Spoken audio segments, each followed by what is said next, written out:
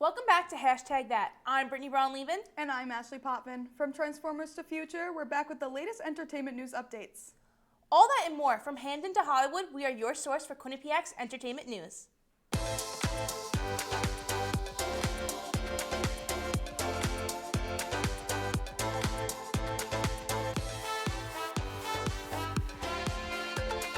From Hamden to Hollywood, we are your source for Quinnipiac's entertainment news. Kate Middleton made her first public appearance since announcing the end of her chemotherapy. The Princess of Wales was seen attending a church service near Balmoral Castle in Scotland on September 22nd. Middleton announced the end of her treatment in the beginning of the month. She first revealed her treatment and cancer diagnosis back in March. Middleton said, quote, "The last 9 months have been incredibly tough for us as a family. Life as you know it can change in an instant, and we have to find a way to navigate the stormy waters and road unknown. The cancer journey is complex, scary, and unpredictable for everyone, especially those closest to you. This time has above all reminded William and me to reflect and be grateful for the simple yet important things in life, which is so many often take for granted, of simply loving and being loved," end quote.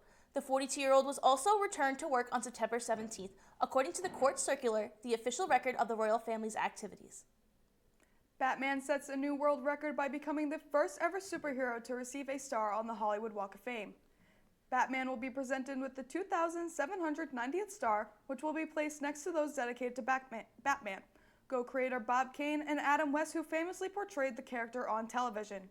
DC President Jim Lee and DC Vice President Andy Pais will also be attending the ceremony. Along with this record, DC also holds the Guinness World Record for being the longest-running comic book in the world. The ceremony will be held at 11:30 in the morning Pacific Time. The first 100 fans to buy a Batman product at Funko Hollywood down the street will receive a wristband, which will be given to them and give them the opportunity to meet Jim Lee. The bat signal will be lit in various locations throughout the day. Singer and songwriter Chappell Roan recently came out and talked about her battle with depression. The singer was already diagnosed with bipolar II disorder. She said her journey into fame and new lifestyle has led to her depression, saying, quote, "I think it's because my whole life has changed. Everything that I really love to do now comes with baggage. If I want to go thrifting, I have to book security and prepare myself that this is not going to be normal. Going to the park, Pilates, yoga, how do I do this in a safe way where I'm not going to be stalked or harassed?" End quote. This comes after the singer was announced as the 2024 VMA's Best New Artist. The singer is currently on her Midwest Princess Tour and has no plans to cancel. According to Roan, the upside to fame is performing packed shows with so much joy in the air. Sean Diddy Combs is currently being held on suicide watch at the Metropolitan Detention Center, also known as the MDC, in New York. The 54-year-old is currently awaiting trial on 3 felony counts, including charges on racketeering, sex trafficking, and transportation to engage in prostitution. The singer's attorney, Mark Agnifilo, stated Combs was not at all suicidal, but the directive was issued by jail staff as a routine measure for all new high-profile inmates. Cameron Lindsay, a retired warden of MDC Brooklyn and an expert witness in corrections, said, quote, "His celebrity status and allegations of violence against women make him a very attractive target for assault," end quote. Agnifilo described Combs as, quote, "strong, healthy, confident, and focused on his defense," end quote. Combs will remain in jail until the case is brought to trial. We've had a lot of hit-or-miss live-action Transformer movies over the past 17 years, but Transformers 1 just came out, giving us our first theatrical animated movie in the modern era of the franchise. Here to roll out and give their take on this new direction is Sarah Tahini. Hey, Hashtag That, I'm Sarah, and I'll be doing a review of the new Transformers movie that just hit theaters, Transformers 1. As a Transformers fan myself, I'm very excited to be celebrating the 40th anniversary, especially with this movie coming out at the perfect time. After seeing the trailers for this movie and seeing the new style of animation, I was beyond ecstatic. The lighting, level of detail, how they stylized the bots' optics, and how they showcased Cybertronian alt modes, I knew this movie would be amazing. There were even some sneak peeks as well as Transformers characters utilizing Cybertronian slang, which was such a treat to see on the big screen. Having any Transformers media that primarily takes place on Cybertron instead of Earth is always so much fun to see. And you really get to see how they explore their culture and their ways of life, and it reminds you of how alien they actually are. And their treatment of the alt modes especially was just so wonderfully done. And it really shows how naturally they would use them for racing and how it's like their second way of life. Without giving too much away for any new fans of the franchise, the way in which they showcased the character development between Orion and D16 was just so wonderfully done, so beautiful. And the character development and emotion that Chris Hemsworth and Brian Tyree Henry put into their characters really just shows just the development between them and the heartbreak and the roller coaster of emotions. And the cast was stacked with incredible names. We have Chris Hemsworth as Orion Pax, Brian Tyree Henry as D16, Scarlett Johansson as Alita 1, and Keegan-Michael Key as B-127. And we have Steve Buscemi as Starscream in this movie, along with many other wonderful actors and actresses that you would definitely be recognizing. Overall, Transformers 1 was definitely a movie for everyone. Returning fans and new fans alike can all share something that they love about this movie.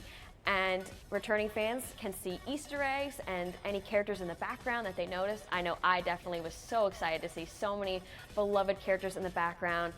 Seeing little details and Easter eggs was just made the movie so much more enjoyable as a returning fan. And I would definitely recommend this movie to be a jumping off point for the franchise for any new fans. And it definitely gives you a good gateway into watching the shows, the other movies that came out before it, and even if you want to read the IDW comic line. Once those end credits rolled, I was over the moon. The ending was a perfect setup for future installments, and I cannot wait to see what they do with it next. For my final rating, I give it a 10 out of 10 hashtags. Thank you guys so much for having me today. I sure hope you guys go get your tickets and while I go for a week. And that's all for me today. Thank you, and we'll be back right after this commercial break.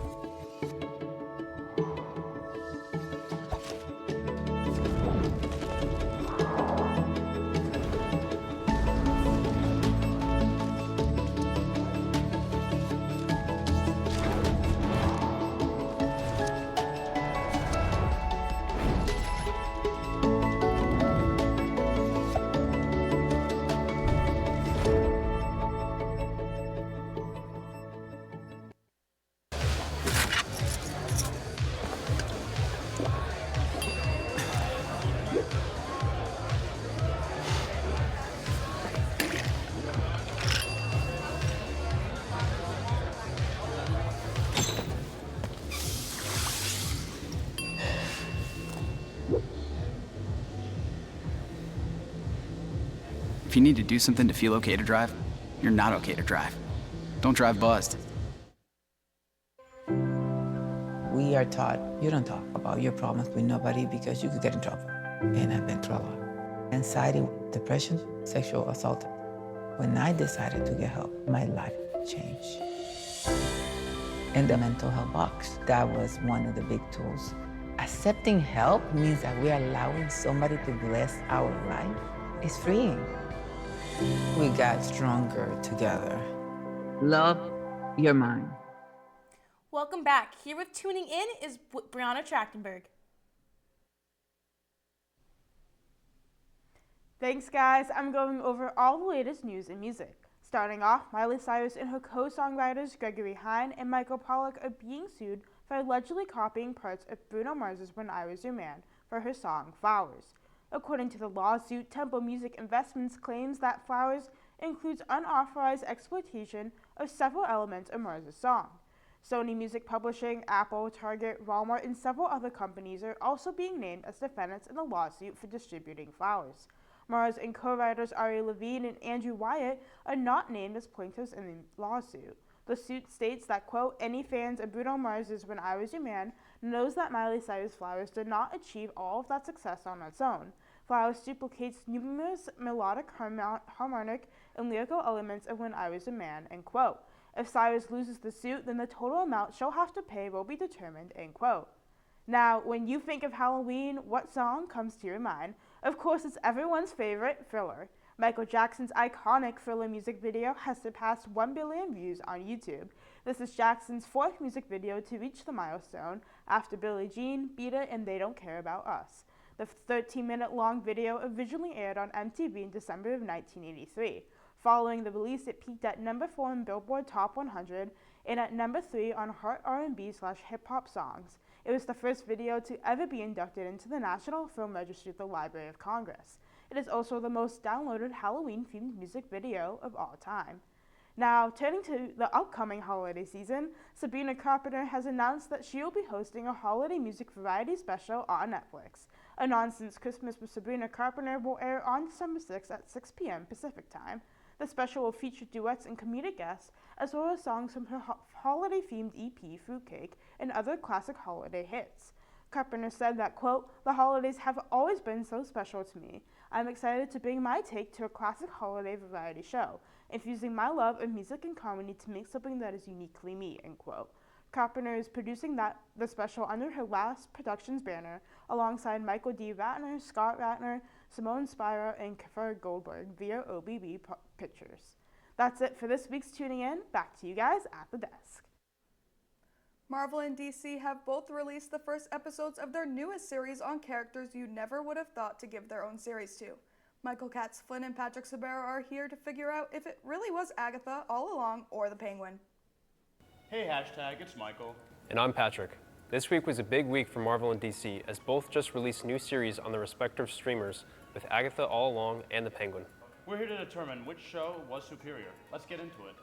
The Penguin shows the crime-ridden underground of Gotham City, following the events of Matt Reeves' 2022 film, The Batman. Colin Farrell plays Oz Cobb, a high-level mobster in Gotham City who is trying to elevate his crime empire following the death of Gotham's kingpin, Carmine Falcone. Agatha All Along picks up 3 years out of the events of WandaVision and gives us a look into Agatha's new life as a detective until a mysterious case triggers her memories and she remembers who she is, now desperate to regain her powers before Rio, played by Aubrey Plaza, gets her revenge on the witch. Let's get into what these two shows did well. So one thing Agatha did really well with was giving a big mysterious presence, bringing back the same vibes we got with WandaVision.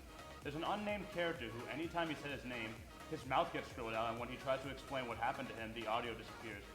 Another thing Marvel did really well with Agatha was adapting for more mature audiences. The horror elements shown in Agatha were done quite well. It was definitely taken a lot more seriously than I think a lot of people were expecting, but it worked very well with the show. With the Penguin, it did a really good job showing the aftermath of what happened after the Batman when the Riddler flooded the city. There's a new character, Victor, who the Penguin manipulates into joining him in the crime world. I really enjoyed how the Penguin fleshed out the established crime community that was created in the Batman. The first episode was really gritty and involved a few surprising scenes that you don't really get out of superhero projects these days. Kristen Milotti does an outstanding job at playing Sophia Falcone, Carmine's daughter.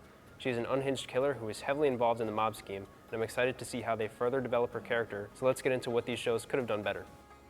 While Agatha is not a bad show, recently we've been getting more and more obscure projects giving side characters of side characters their own spin-off, which can't help but feel unnecessary. While Agatha was a fan favorite in WandaVision, she doesn't really feel like someone who needs their own project. My main concern with Agatha is the show doesn't really seem to fit well into the rest of the Marvel Universe. With large movies such as Fantastic Four, Avengers Doomsday, and Secret Wars coming up, it's unclear how Agatha will play a major role in the upcoming timeline. Despite the praise of the Penguin, it feels like kind of a slow burner compared to other more traditional comic book projects. Apart from the massive hit of Deadpool and Wolverine, everything we've gotten this year has been pretty obscure, with lesser known or desired characters getting the spotlight instead of the heroes we want to see. While both shows were very fun to watch, personally the Penguin is my pick. The Penguin has an exceptional cast and delivers a great story through just the first episode alone. Don't get it mixed up though, Agatha was a good show as well. Despite its flaws, it was still enjoyable to watch, and I know I'm looking forward to seeing where it goes next week. The Penguin really set the bar high. It still builds off the Batman nicely and provides good world building, but overall it is able to act as its own thing with minimal restraints. For me, Agatha gets 7 hashtags, while the Penguin gets a solid 9 hashtags. I would also give the same amount of hashtags to each. There's still plenty of time for things to change, but the premieres really set the tone. That's all the time we have for today. I'm Patrick Sorbero. And I'm Michael Katz-Flynn. Now back to you guys at the desk. Here with What in the World to fill us in on what's going on across the seas in entertainment is Sydney Weimer.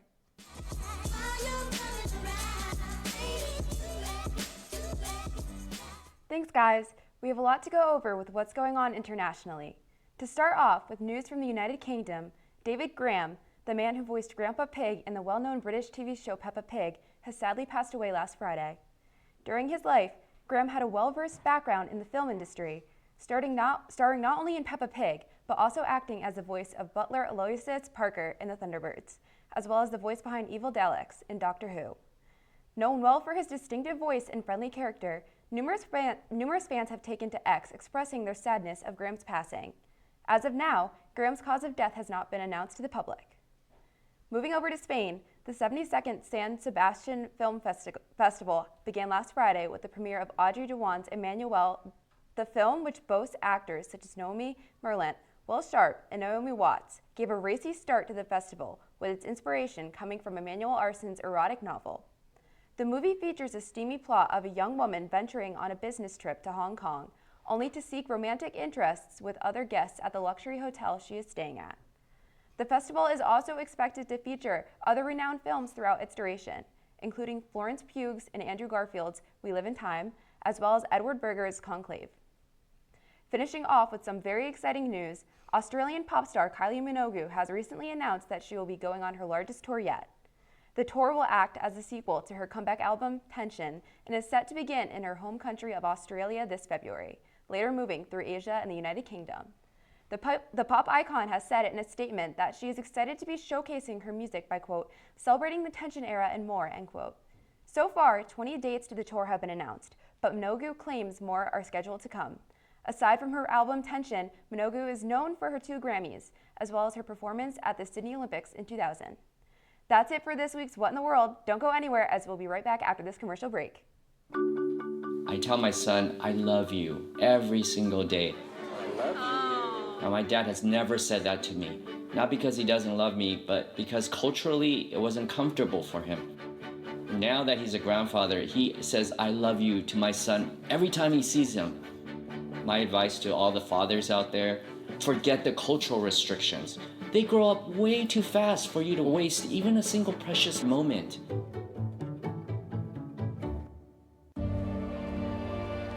Have you ever helped a fellow veteran? Yes. I do my best reaching out to my brothers and sisters in arms. Have you ever asked for help yourself? Most of us, we're not gonna admit that we need to help. You don't have someone to kind of help you guide those thoughts. It can be really bad. It's just a beautiful space when someone can trust you and say, listen, I need help. You know you don't have to wear your PT gear anymore, right? It's comfortable. So how's civilian life treating you? It's fine. When I got out, I didn't want to admit that there was anything wrong because it felt like a failure. And then I realized, like, there's nothing to be ashamed of. So I started talking to someone. Maybe you are fine, but if you're not, it's okay. Thank you. If you or a veteran you know needs support, don't wait. Reach out. Find resources at va.gov/reach. After countless teases, Future has finally released mixtape Pluto. Here to give their thoughts are Nick Boyd and Ben Rickovicius. How's it going, hashtag? My name is Ben Rickovicius. I'm here with my good buddy, Nick Boyd, and today we're going to be discussing Future's newest mixtape called Mixtape Pluto. Yeah, it was his 3rd project that he put out this year after those 2 joint albums with Metro. Obviously, mixtape, it's not going to be as cohesive or put together. Yep. What did you think of it overall? Yeah, I mean, it wasn't the greatest project I've seen from Future. I was actually pretty disappointed with it. There was, I think, some potential for there to be features on it. There were no features on this album. Maybe a Travis Scott one was rumored, but we didn't end up getting anything. It was just straight Future for 17 tracks. I would say the first 5 to 6 tracks really felt the same, and I was looking for Future to be more diverse on this project. There were a few standouts later in the project. One for me being Ocean. I think that track really was well in the moment received by me. I think I'll still get replay value out of it, but what do you think about it? Yeah, I agree. It was like the first 6 songs. We were listening to it live, like right here when it came out on Friday morning, technically Friday at midnight. And the first 6 songs, you couldn't tell the difference between them. They all had the same flow, same beat, same 808 pattern. Lil Demon has grown on me as a workout song. Sure. I will be completely honest. Yep. But like the rest of those songs, I couldn't even remember what they're called. Yeah. Right? And I agree with you. Ocean was a real standout. I also like Surfing a Tsunami. Yes. That was a very, very good track. Too Fast was a nice little change of pace. Yep. That was like the first, I'd say, good track on the album. It was track 8, so gulp. Yeah. But yeah, I overall agree. I felt like it was kind of just, something that he put out there quickly. It felt like he spent like maybe 2 weeks on it. And we kind of anticipated with the mixtape being more of a heavy Future vibe versus kind of more R&B Future that we got on We Still Don't Trust You. But I was kind of looking for, I guess, just more diversity and his more aggressive flow on this track. Yeah, I was definitely looking for him to be a little more melodic. Yep. We only really got that on the few songs that I enjoyed off of it. I was hoping for a little bit more variation in the beat styles too, because it overall just felt kind of like a little lackluster. Out of 10 hashtags, how many hashtags would you give Mixtape Pluto? I'd give it like a 5. I really enjoyed some songs off of it. They are going to get heavy play. But as an entire project, I feel like it kind of missed the mark for me at least. I'd have to go through the rule book to see if you're allowed to give half a hashtag, but I'm sitting at 3.5 hashtags if that's legal. Brutal. I just was not a fan. I think I had a lot higher expectations and just not really a quality listen. I don't really see much replay value here. That's all we have on the mixtape review. My name is Ben Rickovicius. I was joined alongside Nick Boyd. Back to you guys at the desk. We're back with this week's New York Minute, and here to fill us in on all the latest updates, joining us at the desk is Samantha Shaw. Thanks, guys. There's so much going on in the Big Apple right now, so let's not waste any more time and get right into things. Kicking off, the 12th Global Citizen Festival will take place on Saturday, September 28th, on the Great Lawn in Central Park, where fans can earn free tickets by taking action on the Global Citizen website or mobile app. This incentive is to get fans to become more informed about extreme poverty going on around our world today.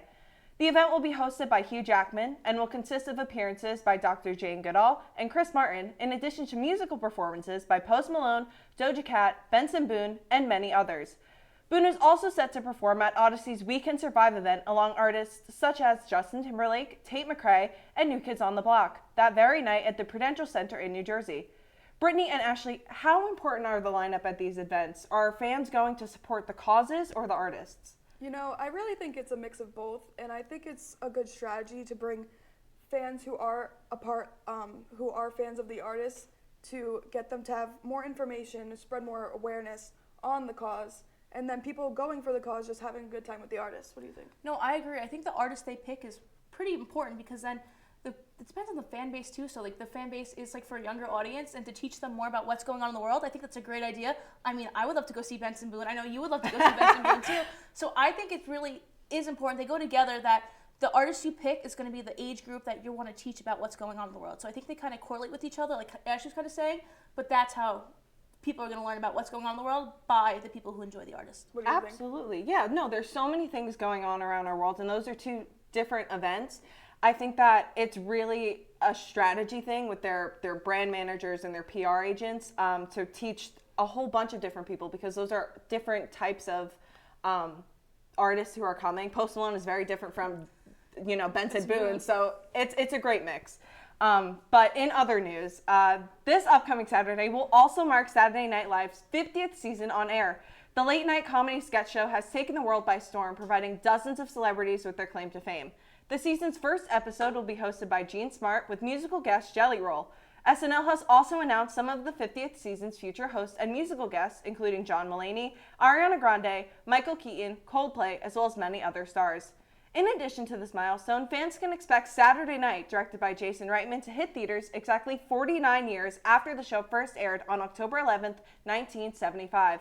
With this in mind, why has SNL become such a staple in the entertainment industry? You want to take this one first? I think because when the show came out in the 70s, no one's ever seen a show like that, live action comedy, and it was a hit. And I think that is still popular today, is because like our parents, my grandparents, they all find the show funny, and the way it accommodates to each generation of laughter. So like my dad will find something funny, show me something funny, and be like, I don't find it funny, but he finds it hysterical. But then I'll find something funny from today's SNL show, and he goes, I don't get it. So I think it's because it hits each generation of comedy that everyone can fall in love with it. Yes, definitely. And going off of that, rolling with the punches, like they bring so much comedy with current trends that are going on right now. So that can appeal to all audiences, especially with the celebrity guests that they're having, like John Mulaney and, as you just said, Jelly Roll, Ariana Grande. Those are such well-known people that can just attract audiences to watch it. What about you? Yeah, I think that it's a way to talk about uncomfortable things in a comfortable way. Like I remember Ryan Reynolds had a saying on the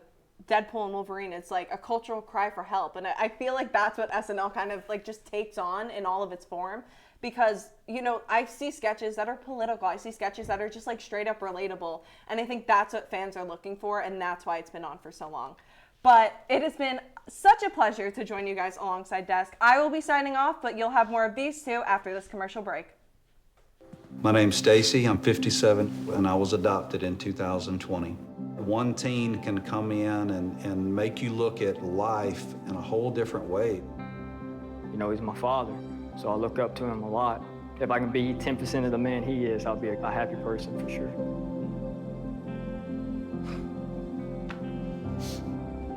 Learn about adopting a teen from foster care. You can't imagine the reward. Visit adoptuskids.org. Everyone has a ritual, that small thing that keeps us focused. A habit we never skip to clear our minds and elevate our performance. But what do you do to keep your head in the game, to drown out that self-doubt and support your mental health? Because being your best isn't just about taking care of your body. It's about taking care of your mind and your mental health. Discover the resources that you need to keep your mind focused and your mental health a priority. Our stories, the warmth of our laugh, or our family's secret sauce. We all bring something different to the table. So make some space. The power of connection is waiting right outside your comfort zone. Learn how you can help strengthen your community at belongingbeginswithus.org/teamup. Welcome back. This week, Brittany and I are playing a game of Who Said It. Let's get started. I'm watching you, Wazowski. Oh, this one's so easy. It's Roz. I'm watching you, Wazowski. Always you watching. always know that voice, and you always have to say it in that voice. Exactly. You can't say it normally. Yes, we got it right. Of course we got it right. That was easy. 1 for 1. Let's move on to the next one. A wilderness explorer is a friend to all. Be a planet, fish, tiny mole. Let's see. Obviously see Russell, because he is the wilderness explorer. Exactly. And yeah, we are of course. right. 2 for 2. The wilderness must be explored. They go, caw, rah. Okay, next one. In Holes, who said, D-I-G, what does that spell? Oh. I have never seen Holes. It's one of my dad's favorite movies, too. Okay, so do you know it? No. I'm going to go Hector. I'm going to just go with C. That's what I said, yeah. Oh, okay. I'll have to watch I have to rewatch it. Yeah. It's been a while. It's been a little bit of a long time. Okay, let's move on. In the Emperor's New Groove, who said, all right, the poison for Cusco, the poison chosen especially to kill Cusco's poison. I know the answer. It's Kronk. Oh, really? Yeah, I was going to say... No, it's Kronk because he's remembering to get the poison. He goes, and he says it to himself. That's why he says it. So it's definitely Kronk. I have also I'm telling never you, it's seen Kronk. that movie yet. You haven't seen the Emperor's New Groove? I know, You're the Disney girl. I'm a big Disney girl, but I got to watch these. There you go. Good job. I knew that. Wow, you're beating the Disney girl. Good job. I try my best. All right, let's go to the next question. In Finding Nemo, oh my God. said, I shall call him Squishy, and he shall be mine, and he shall be my Squishy. Come on, Squishy. A. It's obviously Dory. All the way. That is such a Dory too. quote. I shall call him Squishy. And do we have another one? Yeah. In Coco, who said, I have to sing, it's not just in me, it is me. It's Miguel. Coco. Like in the movie Coco. Yeah. Miguel. Yeah, it's Miguel, the little kid. Yeah. Oh, is it the movie quote? We Is were that the both movie wrong. quote where he's like, I guess we have feel a bad lot now. of movies to I guess watch. we have to watch it. It's been a while. It's kind of disappointing. I really do like Coco. What upcoming Disney movie are you most excited for? You know, I know they haven't started making this yet. They just announced it, but Incredibles 3, I think that franchise is just so awesome. So I'm definitely excited to see what they have going on for that. You know what I'm excited for? What? The new Spider-Man movies. Those look exciting. The new Avenger Doomsday 2, it looks like a lot of fun. Very excited. Yes. I actually can't wait to see Tom Holland back as Spider-Man. Yes, Tom Holland's the best Spider-Man. Don't quote me on it. That's all we have on this week on #that. Make sure to follow us on our social media accounts to stay up to date. I'm Brittany Brown-Levin. And I'm Ashley Potvin. From the producers, talent, and everyone working hard behind the scenes, thank you for watching #that, and we will see you again next week.